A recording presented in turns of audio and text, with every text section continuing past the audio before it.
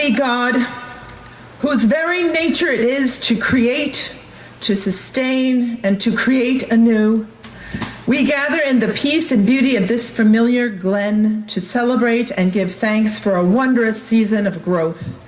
Growth for all, but especially for this, the class of 2019. For the life-giving spirit which you have blessed their days here, we give thanks. Thanks for the mystery of parenthood that fills our hearts, breaks them, and fills them again with love and wonder. And for the pains and joys of passing childhood and emerging young manhood. Thanks for the skill and care and patience of teachers and chefs, of trustees and maintenance staff, of secretaries and administrators, of doctors, nurses and trainers, of coaches, of dorm parents. And we give thanks, too, for all who have cared for this school, those past and present, who have built and maintained the strong foundation upon which we have stood for these 97 years, and from which we step forward with high hope today. We pray for your presence among us now, to banish our fears of the unknown or uncertain, to refresh our confidence in those active truths which we have learned, faithfulness to family and friends, the price and blessing of community life, generosity to those in need, courage to search for justice, the love of learning, and the trust to follow the unique paths down which you offer each of us. Bless our happiness on this commencement day by your presence and in your presence with all that we say, sing, and do. Amen.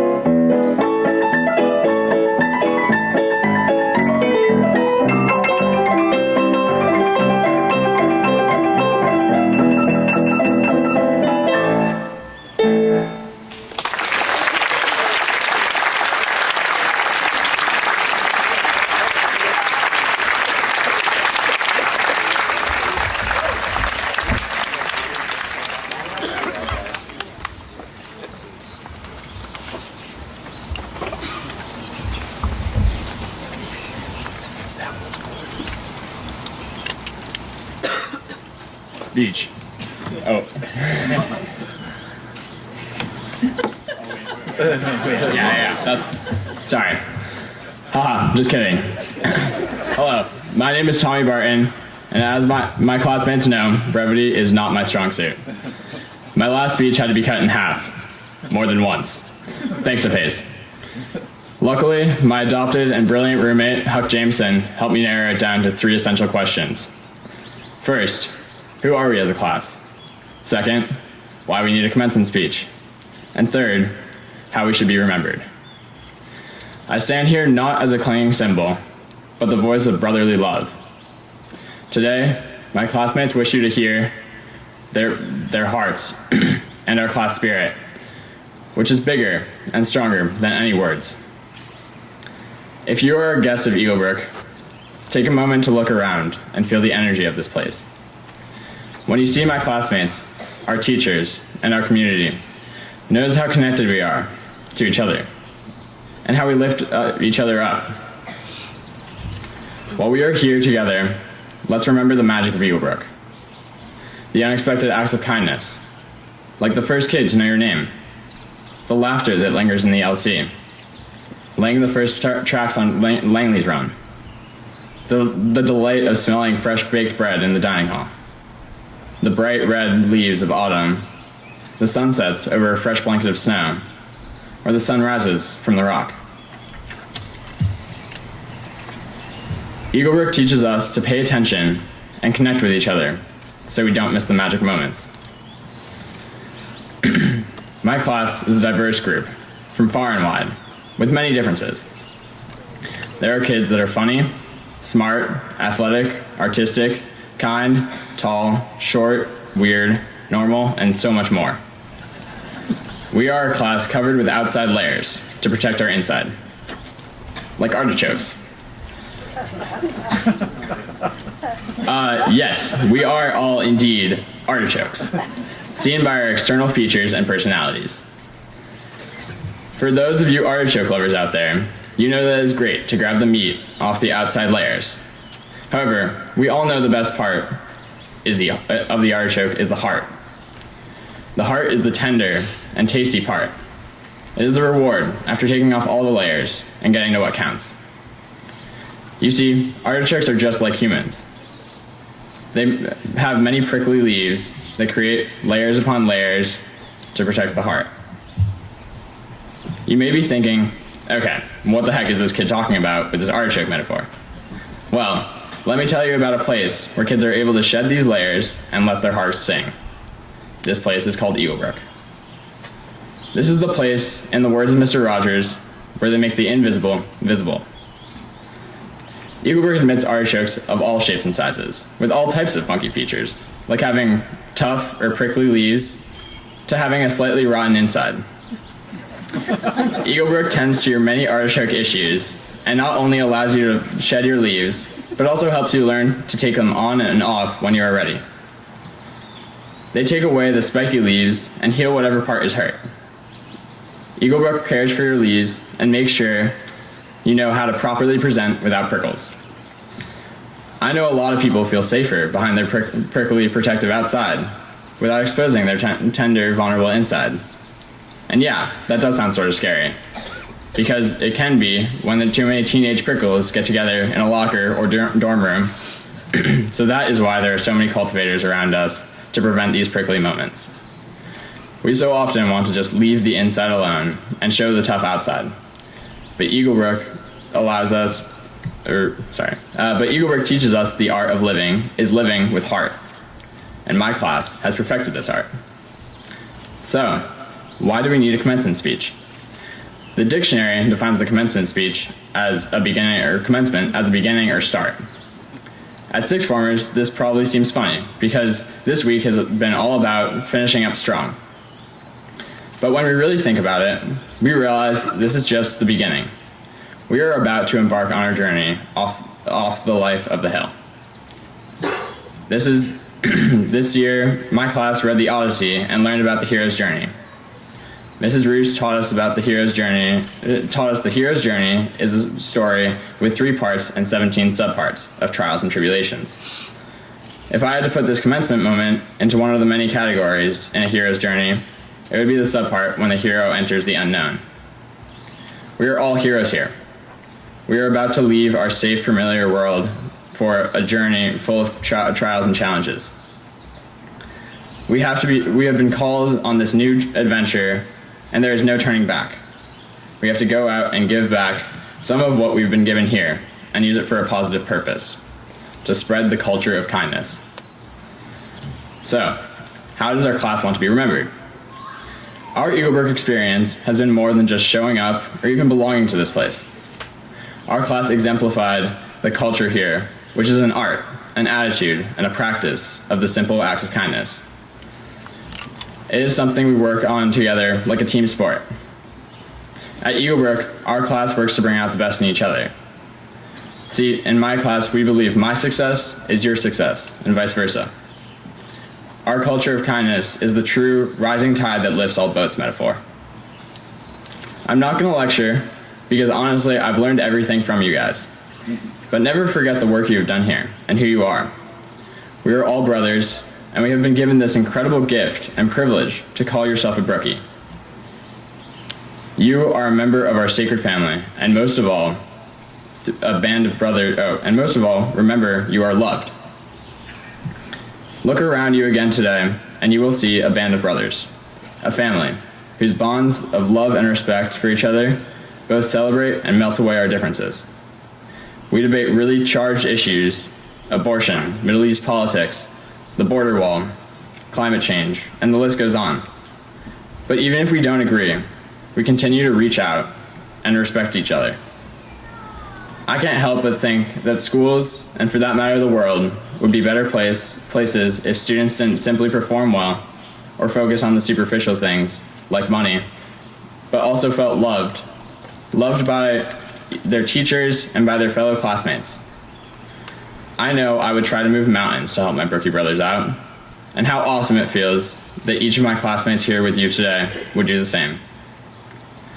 Although I have talked a lot about metaphors, I have one more. You may want to know what the class gift is this year.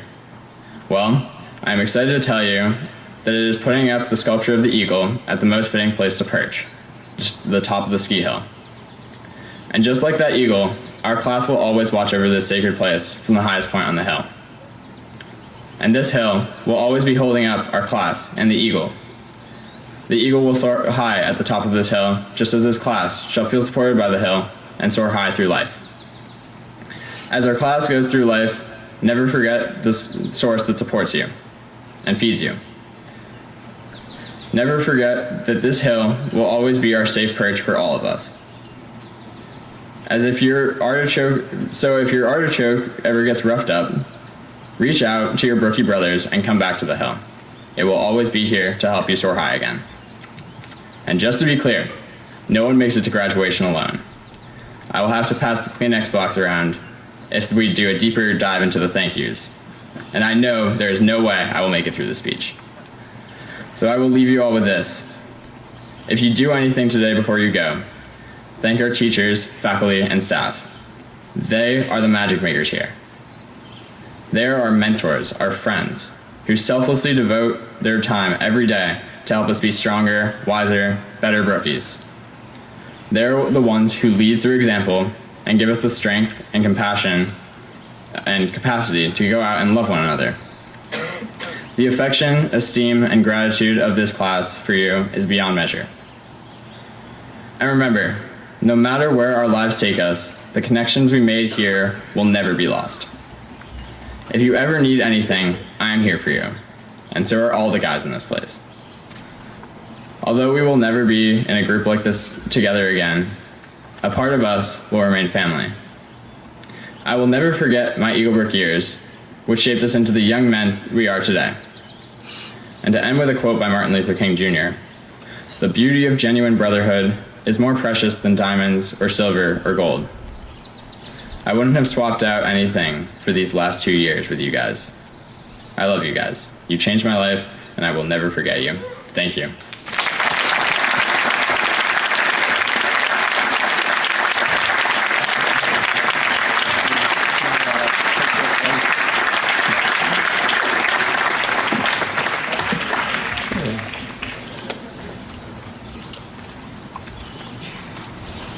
Thank you, Tommy, and the class of 2017, and on behalf of the faculty and trustees and staff here at Eaglebrook, we love you.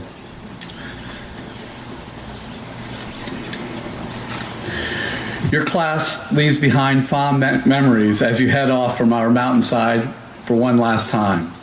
We will long remember your kindness to everyone in our community. Although you are young, you have grown up here, matured beyond your years, a tight group who's made the Eaglebrook community your family. You are an 86 band of brothers and a sister, interconnected, not noticing who's national, who's international, who's day, who's boarding, who's boy, who's girl, who's a one-year student, or who's a four-year Gold Eagle. We have watched you high-fiving each other, appreciate your sincere thank yous after class, and often wonder at your exuberant energy and the sheer fun you have together as you tumble about like so many puppies when we try to herd you off into activities. I love life as an Eaglebrook student, one of you told me. You took to heart the role of sixth form leaders and all the responsibility that goes with the job. Although one of you, thinking about his carefree fifth form year, did say he dreaded returning to school this September. I'm not sure I'm ready to be a leader, he told me. He discovered he was a natural just by being himself and being open and friendly to everyone. Each member of your class sets high standards for the younger students to copy. They saw you in the library getting your homework done. They noticed your sportsmanship during games, and they appreciated that you reached out to include them. While you were finding your way as leaders, your teachers were leading you. Over and over, they put you into situations where you could flourish, and you took advantage of their trust and made them proud. They watch you take ownership of the ideas in class and have the right words to speak what was on your mind. You got into hot debates, often looking at situations from different angles, refusing to accept one answer. Your teachers sat back and listened as you suggested alternative ways to solve a problem. You repaid their trust with hard work and considered them your friends and said, I love how close teachers and students are at Eaglebrook. You were part of their family. You played with their children, took their dogs for walks, ran to them for extra help, shared with them home night meals that you helped cook. When you talk about your teachers, you said, he's so energetic that he makes me want to succeed. She makes class fun, and she's really intelligent. This is my favorite. He's goofy, always dropping rocks and scissors to prove a point. She's like my mom, encouraging me, telling me my mistakes will make me successful. He's good at giving information to help me understand the hard stuff. She really cares what I think and listens when I stand up for what I believe. You are discovering who you are, how to think for yourself, how to be true to yourself. Unusual for 14 and 15-year-olds who find safety in being clones of friends. One of you told your teachers, I'm trying to be the best me that I can be. Then you thanked him for giving you time and space and freedom to find an all-consuming interest you had. Some of you discovered that you loved debating. Others found pure freedom on your mountain bike. Some became another person acting in a play. In sports, classes, the arts, music, your assemblies. Your individualism came shining through. There's a unique vibe radiating out of every Eaglebrook student, one of you said to me. Your individualism made you better friends. You admired your friends' accomplishments, and they admired yours. You spent free time hanging out together, and you loved the fact that you were living with your best friends all of the time. You knew that you could depend on one another. We saw you on a winter evening sitting around the commons room laughing until your sides hurt. On a warm spring afternoon, we found you outside on infirmary field playing games, competing friend against friend. You will long remember camping out together in the woods with no bedtime and all the food that you could eat, and how you laughed together at silly jokes, and how as the night grew dark and the campfire turned to embers, your conversation turned serious, and you talked on, thoughtful and serious, until almost dawn. The natural world around Eaglebrook is part of who you are. You got up at 5 in the morning, some of you did that at 4 this morning, I heard, to watch the sunrise from the rock. There's a little fog this morning. On warm evenings, spring and fall, you enjoyed the quiet around you, sitting on the hillside, watching as a setting sun turned the whole western sky to bright red. Sometimes on moonless nights, you looked into the darkness for shooting stars. You had ridden mile after mile on mountain bikes along the trails that lace our mountainside. You have seen deer grazing on the ski trails, watched hawks ride the thermals and soar above the rock. A couple of you on bikes chased after a black bear running into the woods. Many of you have helped make new trails and clear new campsites, and all of you every day going to classes or sports looked across the valley and saw the changing colors of the season on the distant mountains. I feel happy when I look at the beauty of this place, one of you said. At baccalaureate, Mrs. Rockefeller looked ahead to your bright futures. As you moved on to secondary schools, we want you to treasure your days on our mountainside, stay close to your friends, and return often to share the ongoing stories of your lives with us and each other. Godspeed. We love you, the class of 2019.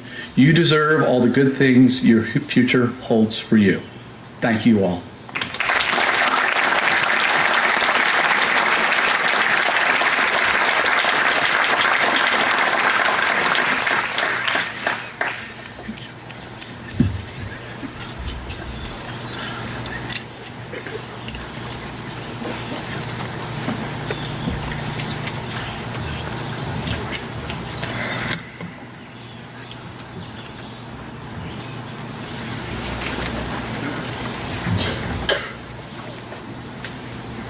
Lord, let us pray that our friendship will not be diminished by time or distance. Let us focus our hearts and minds into our future endeavors. With positivity and hope. Guide and inspire us to a path of kindness, success, and service. While remaining humble, respectful, and honest. Lend us the courage to do what is good and right. And to act with integrity and honor. Make us grateful for the love of our families. Lord, thank you for the love and support of this family and community. That has shaped us into the young men who are standing here today. Amen.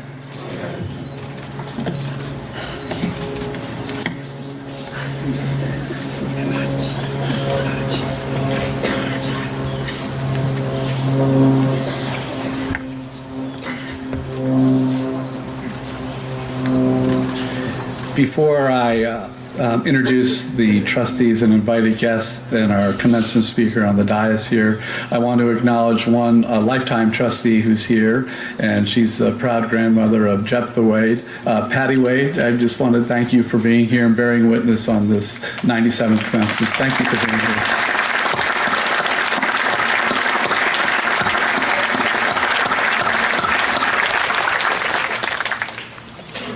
Now to introduce the people on the dais, Doug Braff, trustee, father of Douglas and William, Douglas class of 2012, William class of 2014.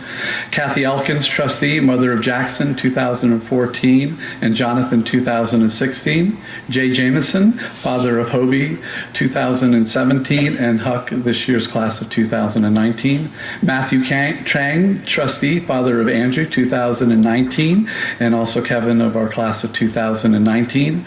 Remy Traffalet, father of Remy, class of 2019. Ramon Neme, trustee, father of Ramon, 2005, and Salvador, trustee also, 2007. Carl J. Koenigsbauer, assistant headmaster, father of Carl, 2009, and uncle of Peter, 2015, and Tad, 2017. On the front row, Reg Rockefeller, mother of Jack, class of 2019. John Grensky, trustee, president-elect of the Board of Trustee, class of 2091. We'll skip our commencement speaker till later. And then Amy Jameson, mother of Hobie, 2017, and Huck, class of 2019. Shiwei Pang, father of Jonathan, 2019. Diana Pang, mother of Jonathan, 2019. Assistant headmaster Paul Sear Muddy, father of Sarah, 2005, and Aaron, 2008. And Rachel Blaine will be reading the names for all the class of 2019. And Rachel obviously is the mother of Kala, 2007, Lucy, 2010, and Sam, 2012. Now I'd like to introduce our commencement speaker for the class of 2019. At the turn of the century, Zach Schonbrun, Eaglebrook class of 2001, so 18 years before you all, was sitting with his sixth form class where you are today, class of 2019. He was proud of his grades, but what interested him most were sports. Basketball, watching a Yankees game, playing on his Babe Ruth team, and basketball with his team, and almost winning the Eaglebrook tournament that year. He turned his interest in sports and business into a career. At The Week magazine, he is a senior editor for business and technology, and ever since 2011, when he earned his master's degree in journalism from Columbia University, he's been a regular contributor to the New York Times, often on the front page writing about the NBA, the Super Bowl, World Series, and the U.S. Open. Zach is also an author. He just published a book, The Performance Cortex, How Neuroscience is Redefining Athletic Genius. It's called groundbreaking by the critics. He uses science to explain that the extraordinary talent found in star athletes come from their brains, not from their brawn. And he has people asking, will coaches of the future look for the $1 million brain and not the $1 million arm? It's always a pleasure to welcome an alumnus back to Eaglebrook to talk to our graduating class. Zach, your reputation precedes you. A critic says when Zach Schonbrun writes, whether business, science, sports, or about one great shoe, he tells one great story. Zach, to the stage.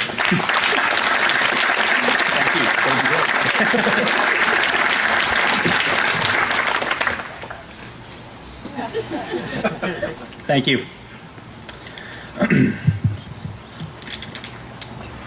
Mr. Chase, Ms. Blaine, trustees, faculty, parents, distinguished guests, and of course, my fellow Brookies, thank you for inviting me to speak here on this blessedly clear and dry morning.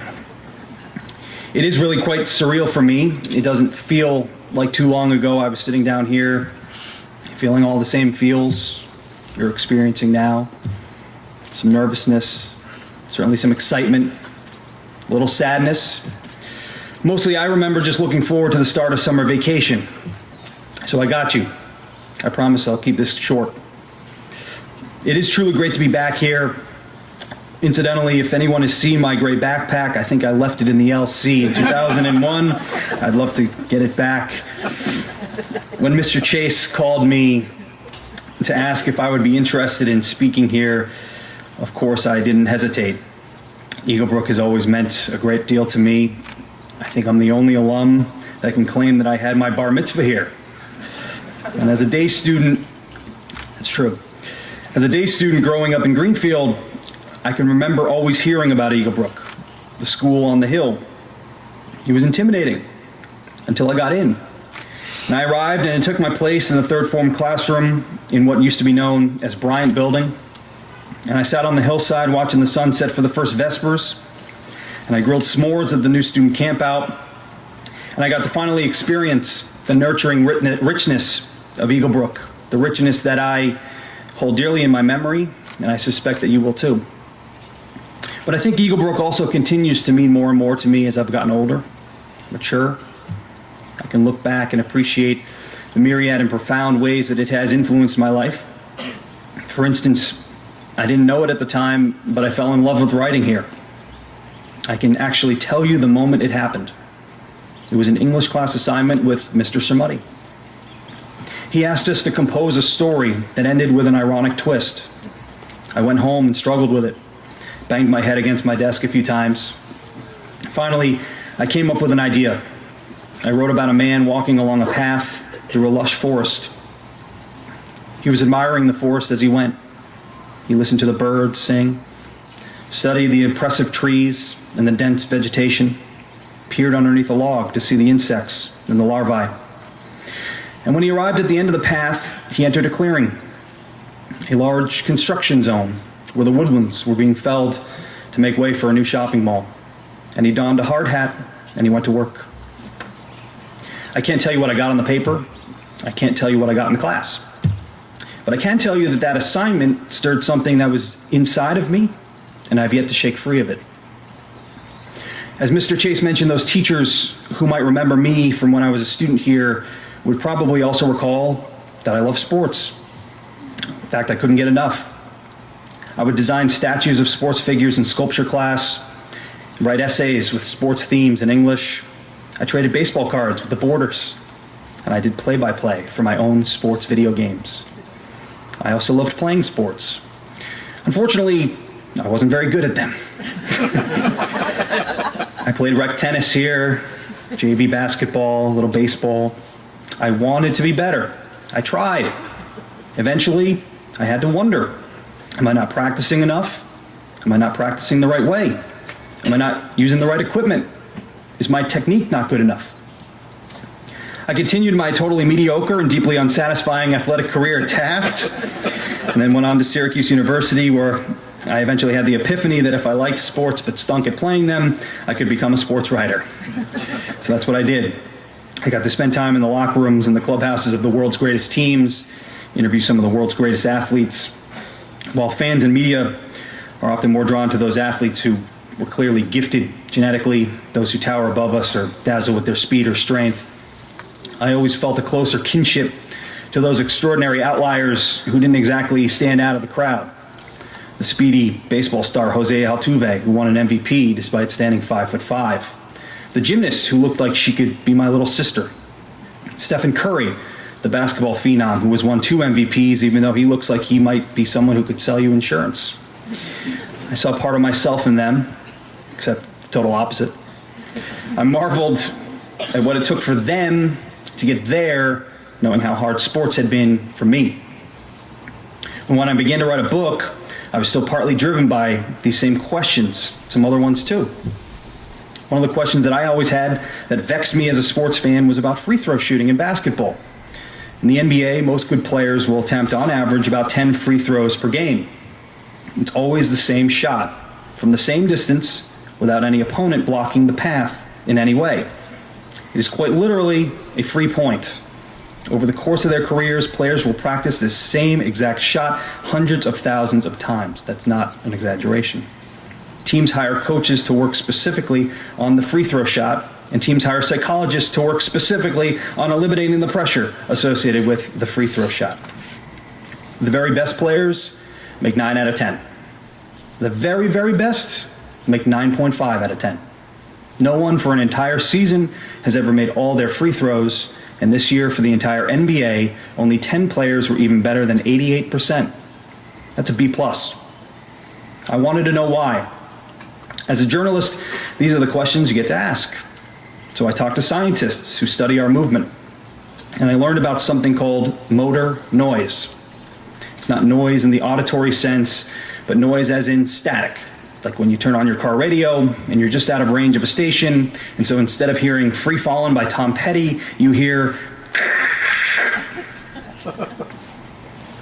Well, that same kind of exists inside all of us, perpetually, all the time, in every movement that we make. The signal that gets sent from your brain to your body to produce a movement most of the time, just like the radio, is pretty clear. Sometimes they're static. There's noise. Noise corrupts. That's why we have a game called darts or bowling. Watching a robot playing darts gets pretty boring pretty fast. We're not robots. Robots move nothing like us. So that's why it's really hard, if not impossible, to write your signature on the top of your paper in the same exact way twice. Movements are like fingerprints. No two of them are precisely the same. So a little secret I wanted to share with you all today is that practice doesn't actually make perfect. What practice teaches you is how to afford the subtle inconsistencies in our abilities and how to succeed within the limitations of our bodies. We find solutions, and the more you practice, the easier those solutions will become available to you, so you can dial them up without even really thinking about them. And it's not perfect. And what I've learned from studying great performers is that their greatness actually exists in how they utilize their imperfections, how they make the best of the noisiness of their distinct systems. Professional ballet dancers, for instance, have to be so technically sound that the best ones are actually defined and adored by their quirks and even their flaws. They don't struggle to iron out all the noise in their systems. They learn to thrive with them. Steph Curry, the greatest shooter in NBA history, is maddening to shooting coaches. I've talked to them because his form is just not something they would teach. But it works for him. Somewhere along the way, he discovered the limitations of his imperfect and noisy system, and he embraced the shooting stroke that fit him. So I want to tell you, graduates, that you can still be great without having to be perfect. And as you move on from here, you will likely face pressures to conform, pressures to fit in, slide into a certain template, follow a preordained path. You will likely ask yourself, as I did, why can't I be better at this? Why does it come more easily to them, but not to me? In these times, it may be instructive to embrace your quirks and not view them as flaws. Set your sights on a solution and follow your own route toward achieving it, understanding that the noise is different for everybody, but there is no escaping it. Everyone misses a free throw now and again. So class of 2019, I'll leave you with a challenge. Be great at whatever you choose to do, but more importantly, be yourselves. You might find that what you once thought was your biggest imperfection could ultimately become your life-defining advantage. How's that for an ironic twist? Best of luck. Thank you.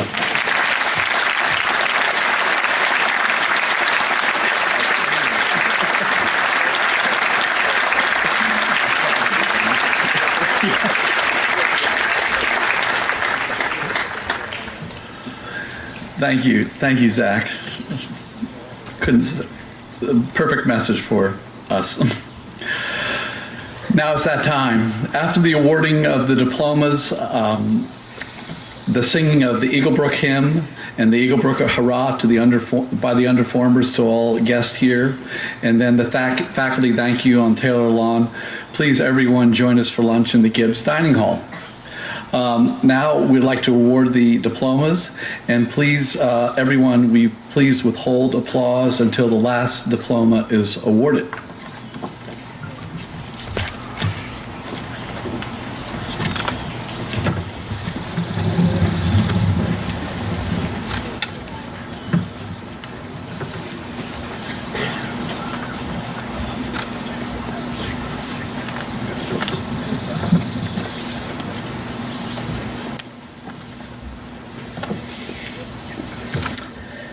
Cooper Salvatore Abate.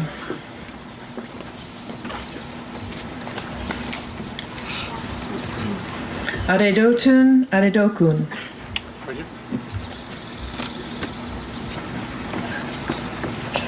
Alexander Eric Ahmed.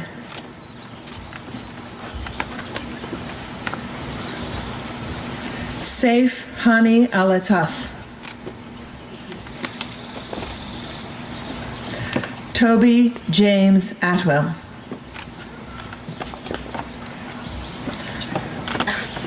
Archie Baldocchi Bellismelis.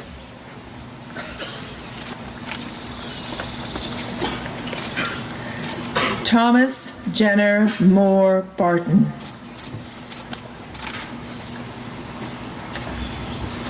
Theodore Atticus Bass.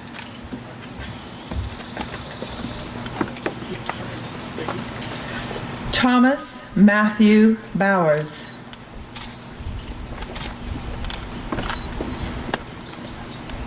Jack Alexander Bradway.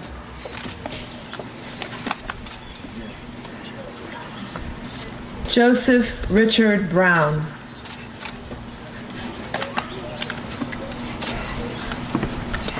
Umberto Benito Calvanese III.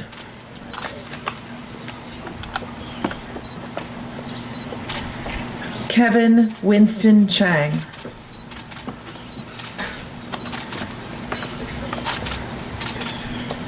Say that. Charlie David Chen.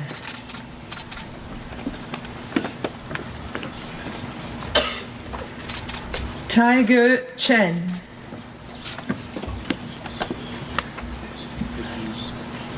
Han Hyuk Andy Choi.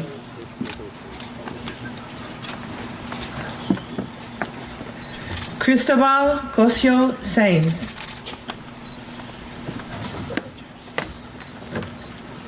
Sebastian Andres de Casteja. Galen Ames Dean.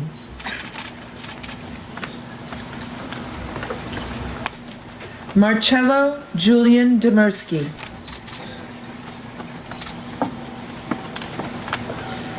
David Casmer Dolan. Austin Chance Edwards.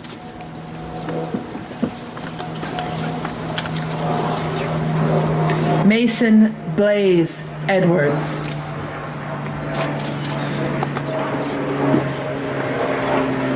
Rohan Charlton Edwards.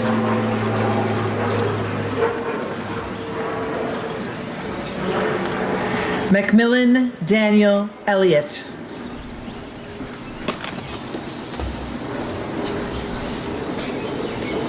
Maury Steve Escalona.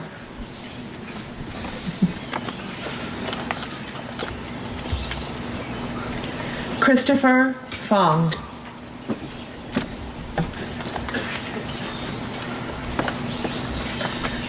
Oliver Billum Fenner.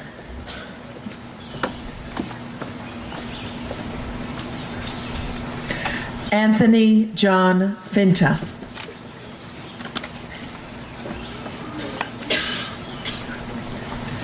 Bodie Everett Fish.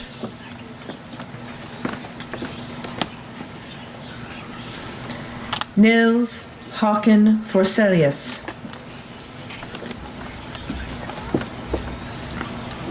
Giovanni Arturo Grassi.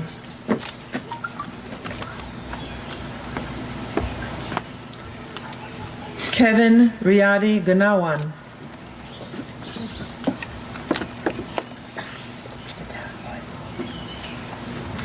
Lucas Allen Rinda.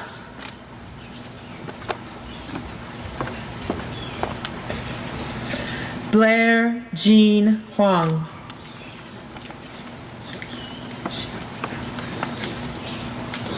Kuxiang Huang.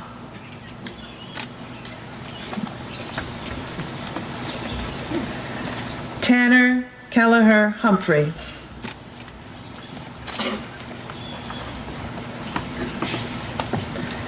Henry Morgan Jamison.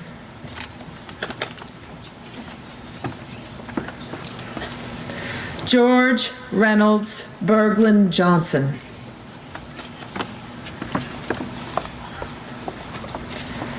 Kekua Kapua Kane Matthew Katz.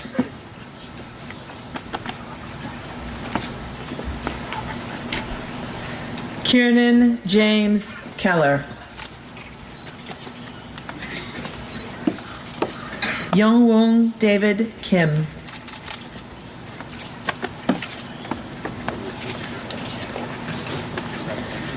Christian Spencer Kirby.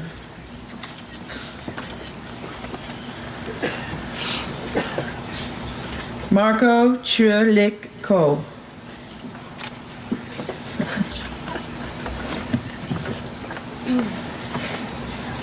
Ryan Sergey Kralovic.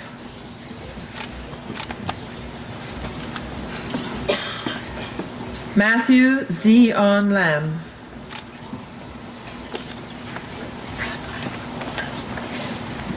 Andres Gustavo Loria Caballero.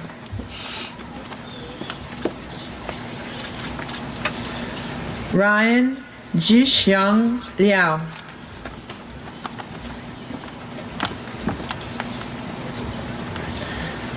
Carlos Lopez Perez Verdia.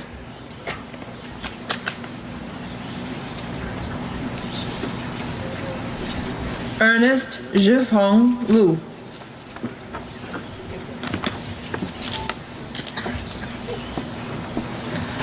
Jose Manuel Madero Ola Varrieta.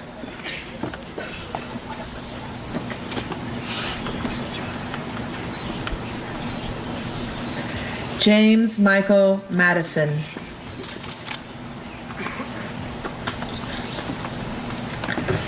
Angus McAloon.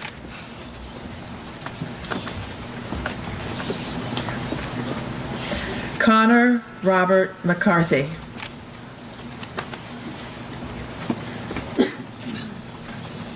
Hudson Maddox McGinnis.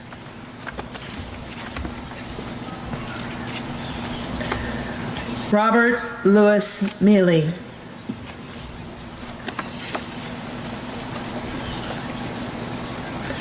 Joshua Wanson Mingo.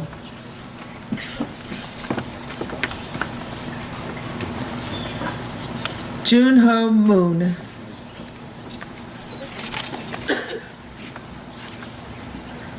Alexander James Morris.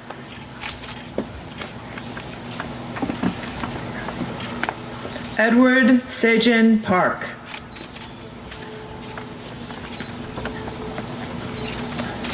Mackenzie Van Patty.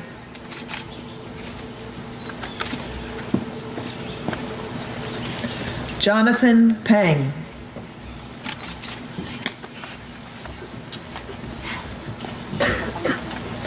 Ty William Pereira.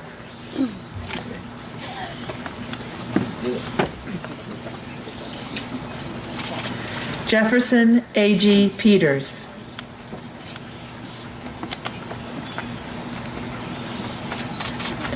James Stillman McKay Rockefeller.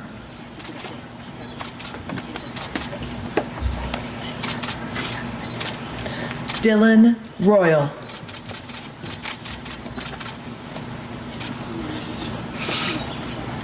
Andrew Joseph Rhymes.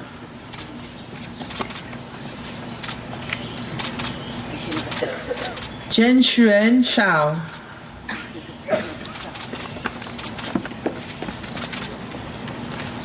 Sean Ungi Shim.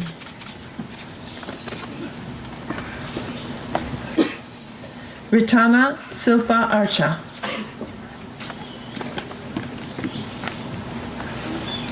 Chungi Situ.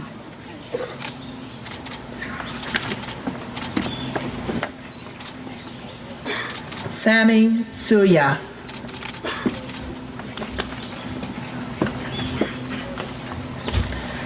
Nicholas Brandon Staroselsky.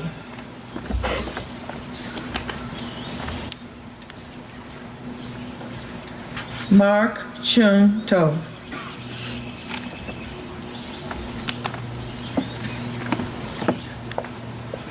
Remy White Treffilet Jr.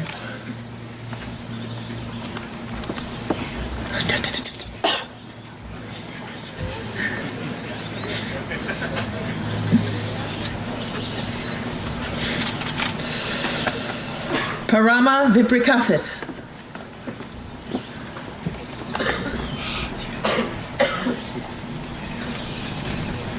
Jephthah Hand Wade.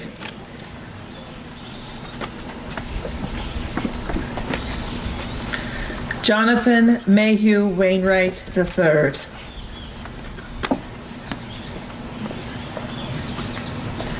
Devin Jabari Walcott.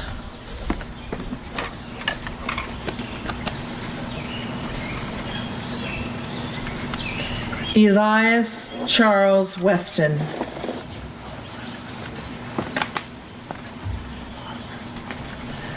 Jerry Pucha Vijaya.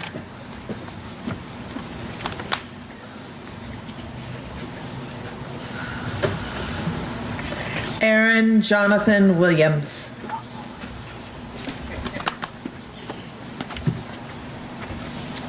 Quinn Kemp Windsor.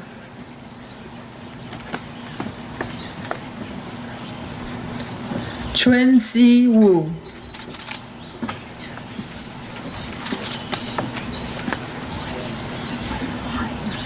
Bodong Zhang.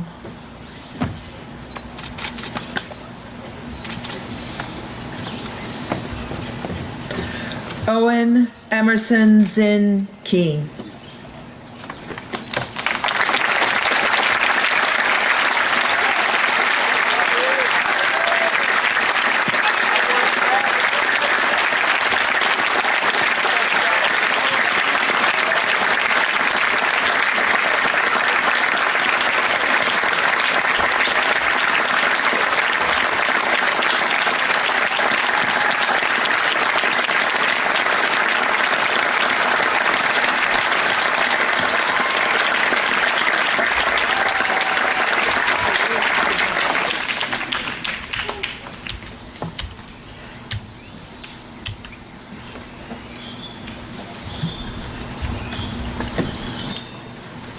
John?